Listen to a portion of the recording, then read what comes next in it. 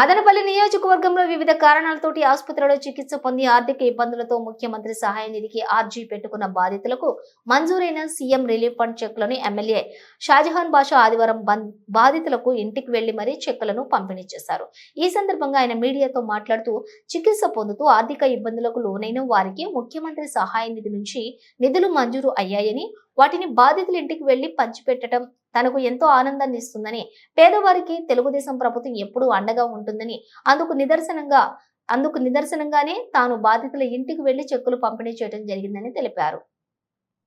మదనపల్లి మండలంలోని 11 మంది బాధితులకు సీఎం రిలీఫ్ ఫండ్ కోసం ఆర్జీ పెట్టుకుంటే 11 లక్షల రూపాయలు నిధులు విడుదల కావటం, అది పేదవారికి చేర్చడం తెలుగుదేశం ప్రభుత్వం బాధ్యతను తెలియజేస్తుందని తెలిపారు.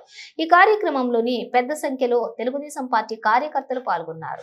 ఆదుకుంటూ 12 మందికి 12 లక్షలు ఈరోజు నేను దాదాపు చెక్కులు పంపిణీ చేయడం జరిగింది.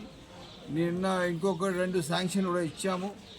కిడ్నీ లివర్ ట్రాన్స్ప్లాంట్కి 12 లక్షలు అంటే 6.5 లక్షలు, ఇంకోటి కూడా అది కూడా చెక్కులు వస్తున్నాయి. ఈరోజు ఈ రాష్ట్ర ప్రభుత్వం ప్రజాప్రభుత్వం, ప్రజా అవసర ప్రభుత్వం, ప్రజా సంక్షేమ ప్రభుత్వం, ప్రజా సంకల్ప ప్రభుత్వం. ఈరోజు పూర్తి బాధ్యత వహించి ప్రజల కోసం నిరంతరం ఈ ప్రభుత్వం పనిచేస్తూ ఉంది.